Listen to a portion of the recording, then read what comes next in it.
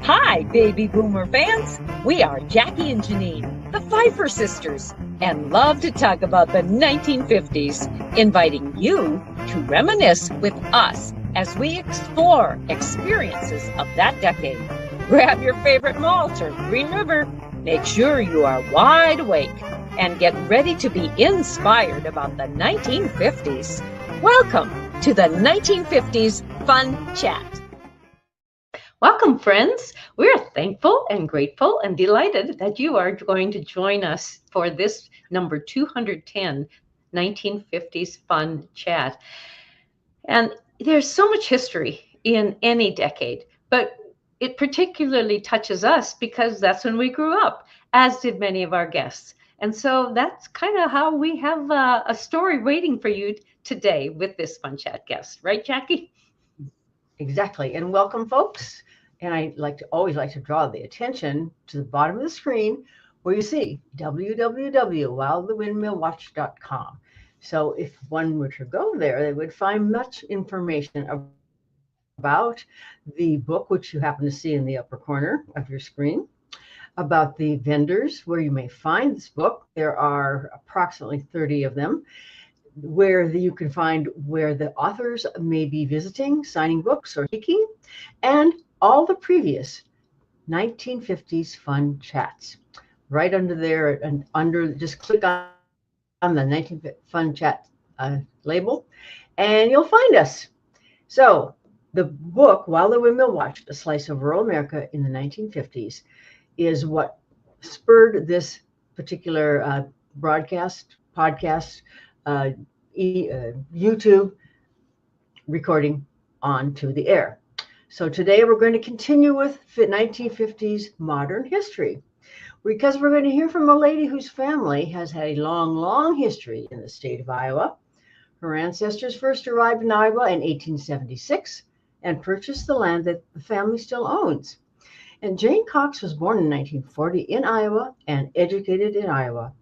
Her college experience began in 1958 at Iowa State University, followed by further education at Drake University. She's a former professor of Iowa State University, where she worked many decades in theater and music and enjoyed almost every minute of it. We're going to hear of her early education in a one-room school, the same building which her father was educated. Now, can a person receive a good education in an environment that some might call primitive?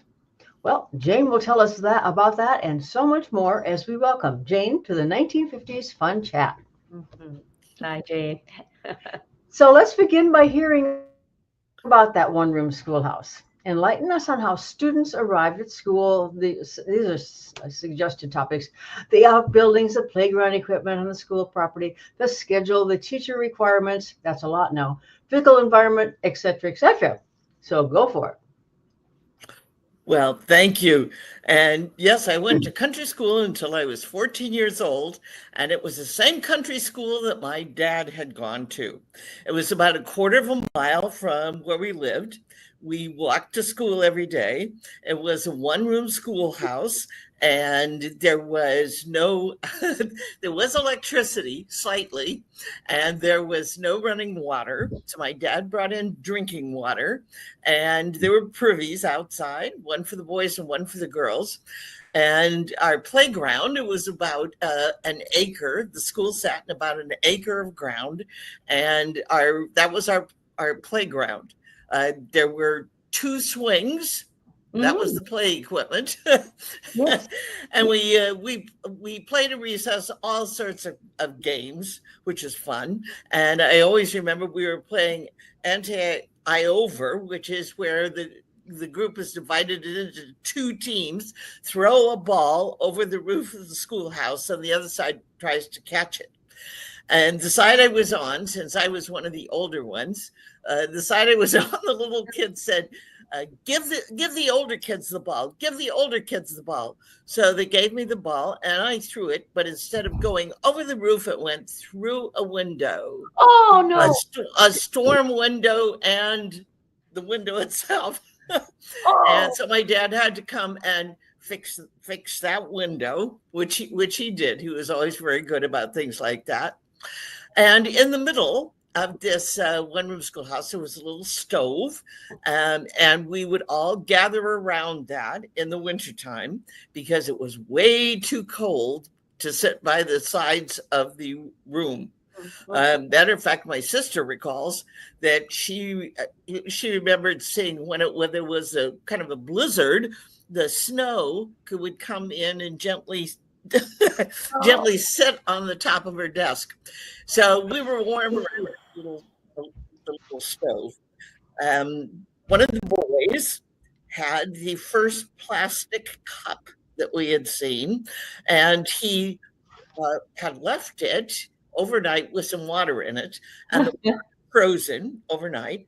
So the next morning, the teacher had fired up the little stove, and he put his plastic cup on the top of the stove, and it melted. And oh, that was a sad day in Rock Number 6, which was our school. He was so proud of his plastic cup. I really feel, and I got a great education, and I think my sister feels the same way. I too am a part of the sister team, so my sister feels the same way. I really admire the teachers we had because they had to teach every subject in every grade that they had a student in that grade. And you could, if you got bored with what you were doing, you could listen to the teacher teach the other kids. You could learn from those above you and those below you as well. And when it was your turn to come up front and answer the questions, there was no backup. My sister likes to point that out. It was you. If you did not know the answer, there was nobody else to say, well, teacher, I know the answer to that. So you had to know the answer yourself. And Jane, did in your country school, if there was only one student in a grade, would they allow the student to go up to the next grade so that the teacher wouldn't need to teach that class for just one student? Well, sometimes that would be suggested. It was suggested that I go up a grade, and my parents didn't want me to do that. My dad had skipped when he was in school, in country school. He'd skipped 2 grades. Oh my! And I think he felt that when he went to high school then, that was not a good thing. I think that was the rationale. But you're right. You're absolutely right that did often happen. But my dad didn't think that was a good idea. And was your teacher always an unmarried teacher or unmarried female, or how did that work? Well, you're certainly right that they were all women. Okay. And you're certainly right that even into the late 50s, that was the rule in town school, that you could not be married. But I think the rule must have been relaxed a little bit in the country schools because it was so hard to find teachers of any kind. And we did have married teachers. We had single teachers, but I remember a couple of them were married. So there must have been a relaxation of that rule. The unmarried teacher lived with us, my family, lived with us, and she would be there from Sunday night. She would leave Friday evening after school, but she was there with us for the rest of the time. And when the weather got really, really bad, did they cancel school? No, they did not. My dad would take us to school on the tractor. And I think he must have done that with his teacher too, because sometimes the drifts would be so high that it would be very difficult to walk through them. But school was not canceled. That was not in the cards. And then were you required to wear only dresses, but perhaps when it got cold enough outside, then you could put pants on underneath your dress? Oh, do you have a memory of snow pants? Yes. Snow pants, yes. Or even jean type pants before snow pants. I remember one time we were headed off to church and it was very cold, and my mom made me wear snow pants underneath my dress. Yes. And I said to her, why do little girls have to wear snow pants and women don't? And she said, well, she had on hose, of course, stockings. And she said, well, my nylons keep me warm. So the next day, the next church, when we were going to church the following week, I remember thinking about this. And so I went up and got a pair of her stockings and put them on and came down. I was holding them up and came downstairs and told her I was not wearing my snow pants because she had said that her nylons kept her warm. So there you go. Did you ever figure what out was her reaction? What was her reaction? She told me I had to wear snow pants. She did laugh, though. I made her laugh. Oh, yes. Because, okay, good. So that was good. But I still had to wear my snow pants. Had you disgusting things. Had you figured out how you were going to hold up those nylons? I'm sorry? Had you figured out how you were going to hold up those nylons? I was holding them up through my skirt. I mean, I was on the outside holding them up through my skirt of my dress. Yep. But I couldn't move my hands. That's true. I would have to stand like that all the time. Yes. So, yeah. Okay, continue on, please. Continue on, please, with your So we had. Did you take? We celebrated every holiday. We celebrated Arbor Day. We put on a Christmas show in the one-room schoolhouse with a wire was hung across one side, and we had sheets for curtains. And so we were all very excited about that. And then Santa Claus came at the end. Uh-huh. And that was big excitement. Santa Claus came in and handed out candy. And I remember one year we had a hired man and to tell my dad, and he had a very distinctive ring on his hand. And so one Christmas I noticed that Santa Claus had exactly the same ring on his hand. He didn't have gloves. So he had exactly the same ring on his hand. So I said to my mom, why does Santa Claus and Smitty, that was the name of the hired man, why do Santa Claus and Smitty have the same ring? And my mom said, I would guess they shop at the same stores.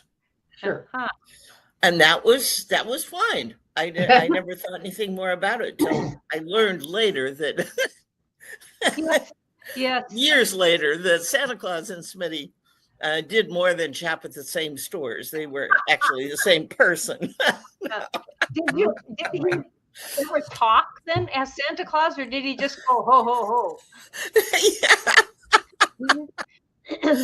But it was a great environment to learn, and I credit country school with giving me a real love of learning, which I have always had. I can't remember a time when I didn't want to know things and was curious about things. And I do credit that to country school because I always found it interesting. I found learning fun. I didn't look upon it as a drudgery. And I just had a great time in country school. Good. And then what happened after country school then? Where did you go into high school in town? Yes, I was 14. And if you remember, about that time, the state of Iowa had a law, I guess you could call it, but a law that they were trying to close country schools. Mm-hmm. So the law was that unless you could provide high school classes, the country school had to close. Well, of course, hardly any country school could provide high school level classes. Mm-hmm. So our country school closed. One of the reasons that my parents wanted us to stay in country school was because the bus ride to town took about an hour. Oh. And my mom and dad were very opposed to having little kids take 2 hours out of every day to get to school and back. Mm-hmm. I'm always kind of amazed. My sister and her grandchildren and their parents live in a suburb just north of Chicago. And it always amazes me when it's not that many blocks away, they are driven to school. And there are masses of other people and a big lineup of cars taking the kids to school.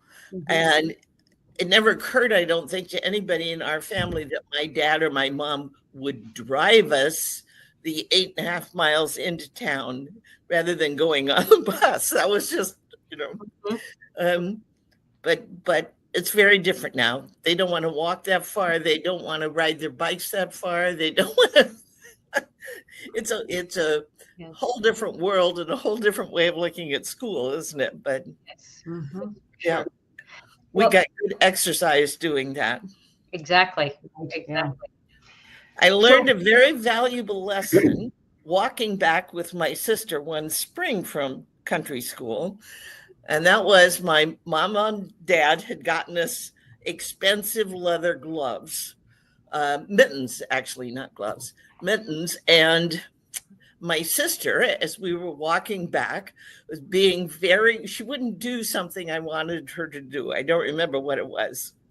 And I said to her, if you do not do this, I'm taking off my mitten and throwing it in the creek. Ooh. We go past a little creek. And my sister looked at me and simply shrugged her shoulders. Yeah. And so I felt honor bound to take off my leather mitten and throw it in the creek. So we got home and my dad said, where's your other mitten? And I said, well, Mary wouldn't do what I wanted her to do. So I told her if she didn't, I was going to throw it in the creek. And that's what I did.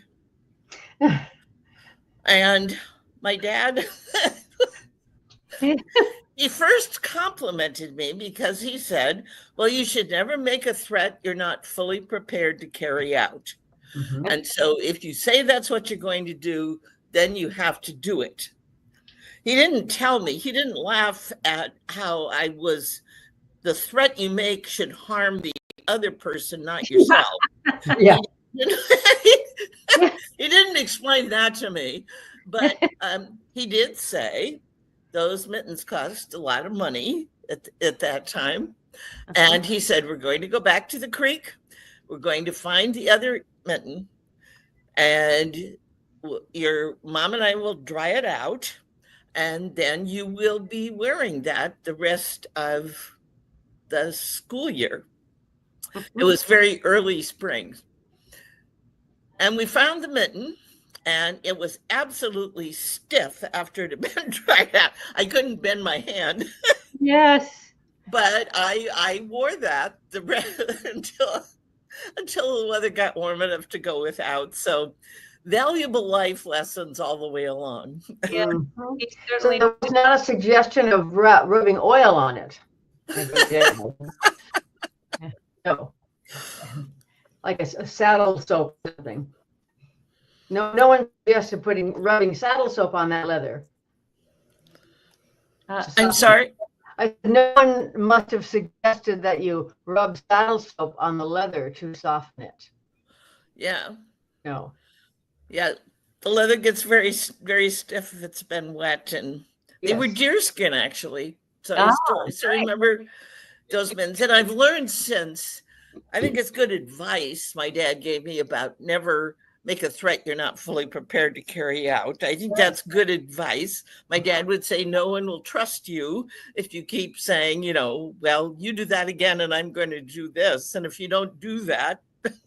Yeah. So it's good. It was good. And I I don't make threats hardly ever, but if I am, if I do, I now know it's supposed to hurt the other person, not you. Do you think them through first, the potential of making this threat? Do you think it through first before you make the threat?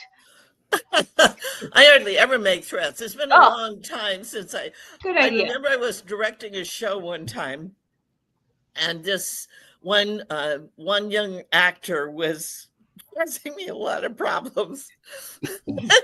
And I said to him, if you do that one more time, do you know what I'm going to do? And he looked at me and he nodded yes. Oh. And he turned around and walked off. And I thought, thank goodness, because I didn't know how I was going to end that sentence. Let's move on to a specific year, 1953. I think he probably thought I was going to kick him out of the show, and maybe I would have done that, but I hadn't thought. I was so upset with him, I hadn't thought beyond, do you know what I'm going to do? Yes, yes. So, Jane, let's move on to a specific date, 1953, when your family first acquired your first television. And how did that affect your family? Well, the first televisions, of course, had been around a little bit before that. My dad, I think, didn't see the push to get a television set. I was very interested in England in particular at that time.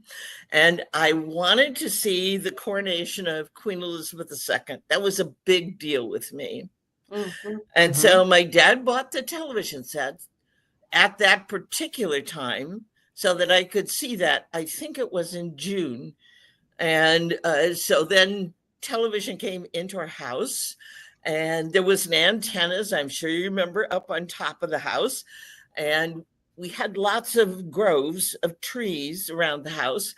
And sometimes my dad would have to climb up on the roof, 2 stories, and adjust the TV or antenna so that we could see what was going on in the television and not quite so much snow.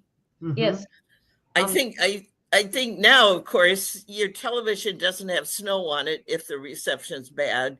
It just gets all jaggedy colors. But in those days, as you may remember, snow, you could still see the images through the snow, but not too well. Yeah. And I think one of the reasons that I loved to read was because we didn't have television, and that reading took me into a world of different people, different places, different ideas. And so I loved to read, and we would play board games. My dad would say, how about some popcorn? We'd have some popcorn. Now, there would be all sorts of, some of those things would remain after television. My dad would still pop popcorn for us.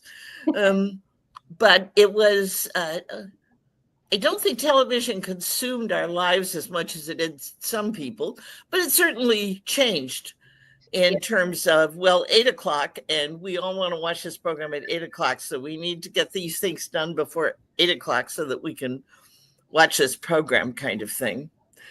And we come home from school and watch The Lone Ranger. Yes. The Lone Ranger was on, and so we enjoyed doing that. And it was. Did your family always agree on what TV program to watch? Well, here's the thing that I maybe families now would not understand so much. Our parents were the ones who who had the final say on things. Yes. And so we tended to watch what our parents wanted to watch. They would let us watch without them, but there wasn't, never developed into any kind of big fights. But if my sister and I would get into an argument about something, my dad, and then my dad would say, stop arguing. I don't know if you two ever got in any fights, but my sister and I would occasionally get into fights. And my dad would say, stop that. And both my sister and I would point fingers and say, well, she started it. She did this. She did that. She did this. She did that. And my dad's famous line was, I don't care who started it. I want it stopped. And we would stop. Yes. All Yes. right. Jane, did you and your sister ever argue over who would get to look through the mail order catalog first? No, did you do that? Well, sometimes I think we look together. We get home from school and it would be there, and then both of us would probably lie on the floor with it open in front of us, and then we'd circle things or initial things that we thought we had to have. Oh, yes. Yes, we did that too. I don't remember fighting over who saw it first. And maybe we did. I don't remember that particular part. But yes, that was always the way. Mm-hmm. And right before I came to college, the 2 years before I came to college in 1958, the crops had been burned out 2 years in a row. Mm-hmm. And that was a very tough time for my dad. He was very much opposed to owing anybody anything. You did not owe money to anybody. And so he did not want to borrow and did not borrow any money. So there was not much, but he had started saving for our college education the day I was born. Mm-hmm. He went down and he graduated from Iowa State too. He went down to on the day I was born, he went down to the bank and opened up a savings account for my college education, put money in it. Yeah. And so it was very tough for him, very tough time. And I remember my mom said to me, be very careful what you ask your dad for, because if there's any way that he can get it for you, he will do that. Mm-hmm. But if he can't afford to get it for you, he will feel miserable and upset. So be very careful what you ask for. Good lesson. So, yes. Did you sew your own clothes, Jane? Or oh, yeah. Yes. Oh, yes. There was a locker in town. We had our own meat in the locker. My mom and grandmother canned everything inside practically for the winter. Yep. And it used to be a big family thing. My great grandmother and my sister and I would shell the peas. That was our job. We would, and of course, no air conditioning. So we'd sit out in the outside on the sidewalk and shell the peas. And inside the house, and they had it much worse, my grandmother and my mom ran the canning process. Oh, yes. And that was hugely, hugely hot. But it was as I said, a family operation. And my grandmother and mom and my dad would help, and everybody would come and hang wallpaper. And so the whole family would always work together to do things. And if you were a little kid, you got a simple job. If you were in your 90s, the way my great grandmother was, you got a simple, easy job. But in between, you had the tough jobs. But and it was such a wonderful feeling when, and maybe it was like this for you too, but when there was a thrashing ring. Okay. Yes. And they would come to our house. My mom would cook, as the other women did. My mom would cook a huge dinner in the heat for the thrashing ring, for the men of the thrashing ring. And they would come and eat. And we were always the last one on the thrashing ring. And I still remember so clearly the feeling that everybody would have when the men it was last day, and all the thrashing had been done. And the men would stand out in kind of in the twilight and talk a little bit before everybody would go home. And there was such a wonderful feeling of we've worked together, we've done a good job, and the crop, that part of the crops are in, and very peaceful, good feeling. Yeah. Events like that really drew community together. Yes, that is true. You felt so close to all those people. Yeah. And there were boys. The girls didn't. The girls would help their moms cook. The boys would work out in the field, and so some of them were quite young. They'd be 16. And there would be all the way to people in their 70s, men in their 70s who were given the easier jobs, physically easier jobs. And it was just a I don't know, wonderful feeling of community. You bet. Yes. I think I keep looking for those kinds of feelings of community because I just love that so much. Yeah. So Jane, let's go on in that we've talked about work and the wonderful camaraderie that it gained. But now you did something that sometimes farmers did not do. You mentioned to me that you traveled sometimes with your family, and in the 50s that was an adventure. So expand upon that, please, because many farmers did not vacation. This is true. This is true. My sister and I have talked about that was a very unusual thing for us. My dad was, he liked to see things. He liked to experience things. And so during the 2 bad years, we didn't go anywhere much. We went down to Des Moines and we stayed for a weekend. And that was our big vacation trip. But when I was 14 and about to start country school, and it was, as I said, I always was very interested in history.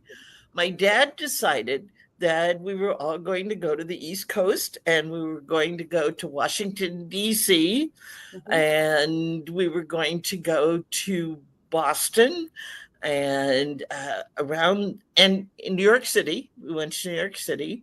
Wow. And explore history. We also went to Cooperstown because my dad loved baseball. That was his big pleasure, one of his big pleasures. And so we set out, and I think sometimes how brave my dad was. He'd never been to New York City before, and here we were, and we were in the car, and we had, there were no interstates. Right. And we set out, and sometimes we would stay at somebody else's house. Sometimes we would stay at little motels. My dad would always go in and ask to look at the room before he would say yes. And he would check the beds, want to make sure the beds were good. And no bed bugs. And that was a very, very unusual thing. And I still remember on that trip, he came out, and after going into one little motel, this was in Niagara Falls, and he said to my mom, "We're not staying there." He said, "I can't imagine the time will ever come when I will want to pay $18 a night for a motel room." I used to, of course, that was a long time ago, and that was yes. Yeah. We weren't staying at posh places, but we it was just a real adventure for us. And did your mom pack picnic lunches to take along, and then you pulled off to the side of the road when it was noontime or coffee time? Well, my mom was not as much of an adventurer as my dad, and I don't think she liked traveling as much as he did. But she would go, and she was a really good sport about things. But my mom would always say, "If I can't live as well as I live at home, I'm not going." Mm-hmm. So she was not. All right. She was not a person who liked to camp. Yeah, I can identify And with she her. would, she would, she would just say it has to be as nice as home, or I'm not interested. So um, we didn't do that kind of thing very much. I remember my mom had heard someplace, I don't even know where, of the Bookbinders restaurant. I think it was in Philadelphia, and she wanted to go there. And so my dad always, if she really wanted to go somewhere, it was a restaurant, he would take her there. Mhm. So we went into the Bookbinders, very famous restaurant. I think it's still there. And we opened the menus and we looked at them. And my dad said to all of us in a whisper, "Eat cheap." Yes. Because Yeah. it was an expensive place. So we did eat at the Bookbinders the way my mom had wanted to do, but yes, we didn't pick the most expensive thing on the menu either. Right. Okay. So we're going to just touch a little bit on politics in the 50s. That was the decade of Harry Truman and Dwight Eisenhower. So how did their influence affect the United States and your family? Well, I was thinking when I was driving over here how things have changed.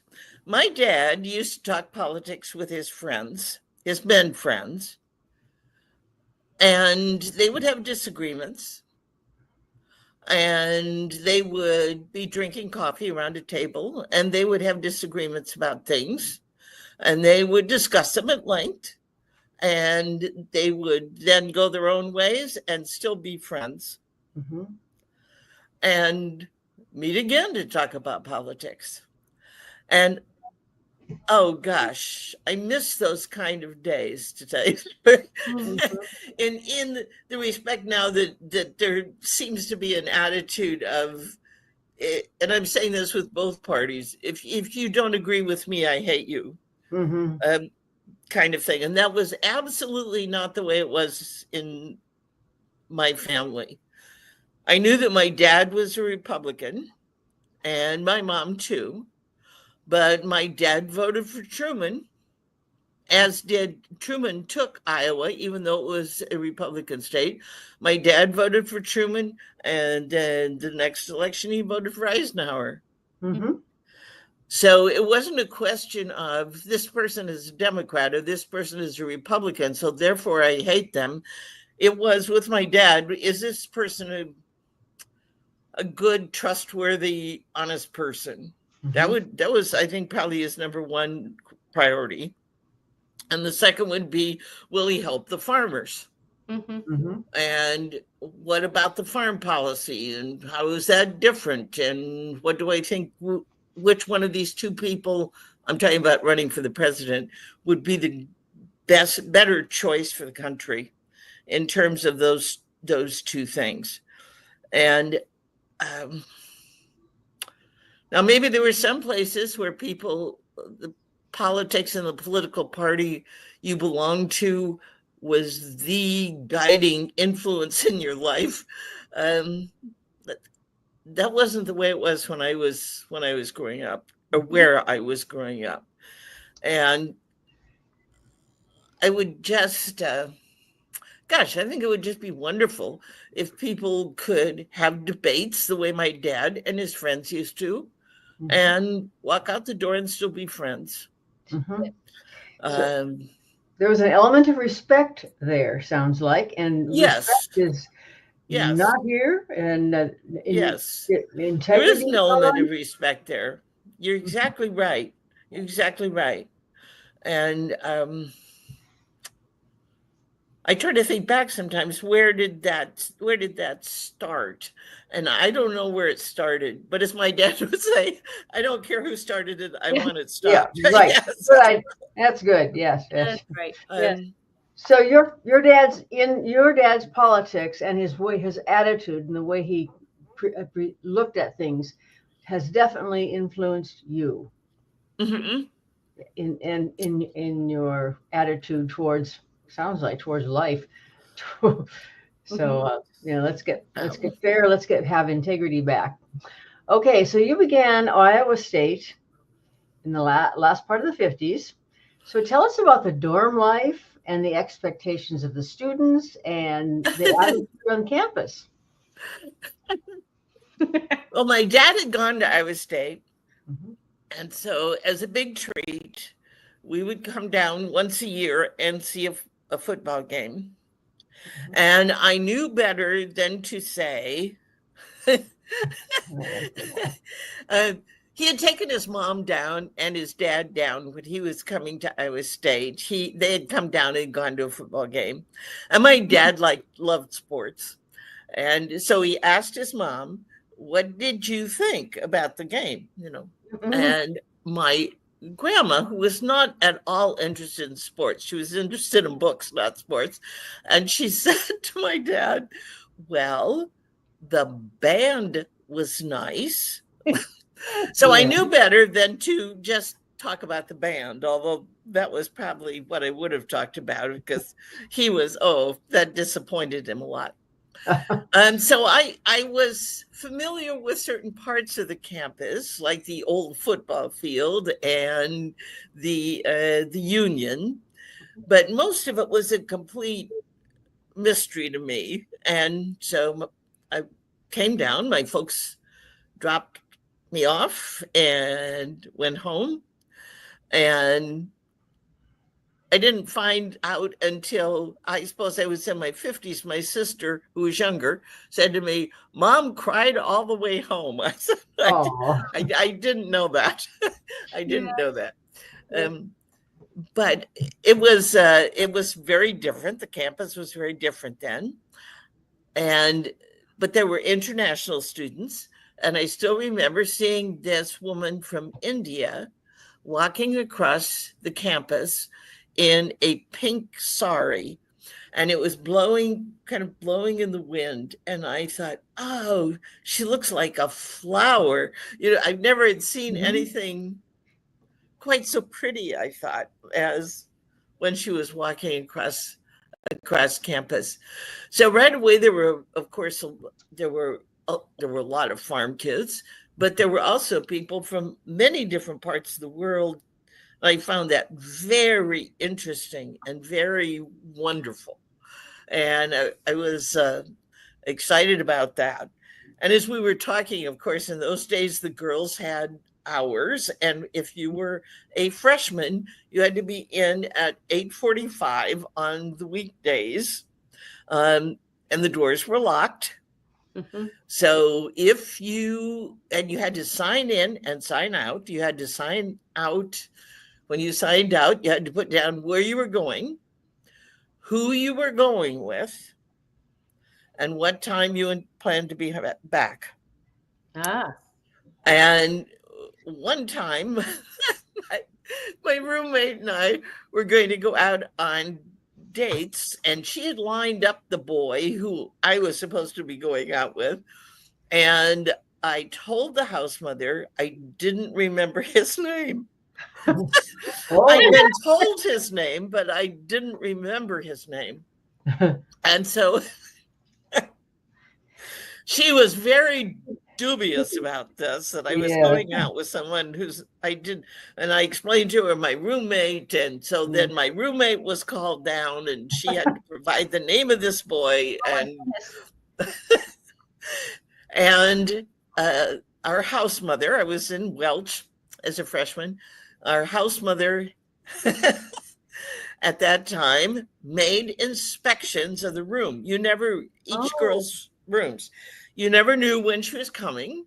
And she would she had a key, of course, a master key. She'd come in, she'd look around your room, and then she would leave a note on your door with her impressions of the cleanliness of your room and a grade, Oh a my. letter grade. And my roommate and I got along great, and we were probably a little messier than the average college student then. I don't know.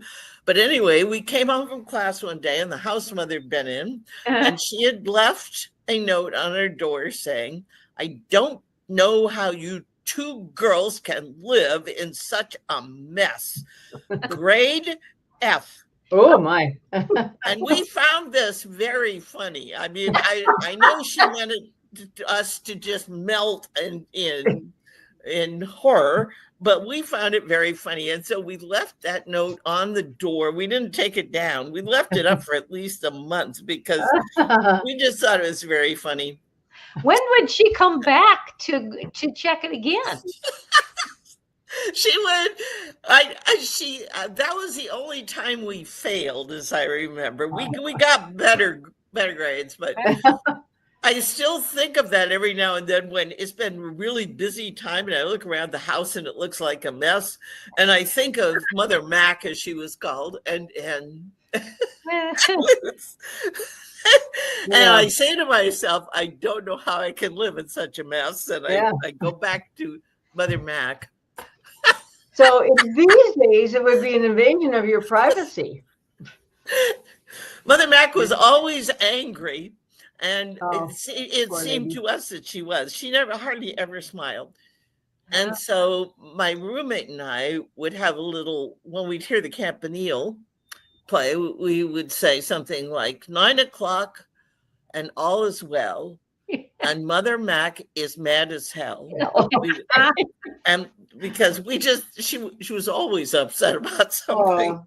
But not happy lady, huh? Yeah. I can imagine that living with a bunch of 18-year-olds was not a lot of fun for her either, but I didn't think about that at the time.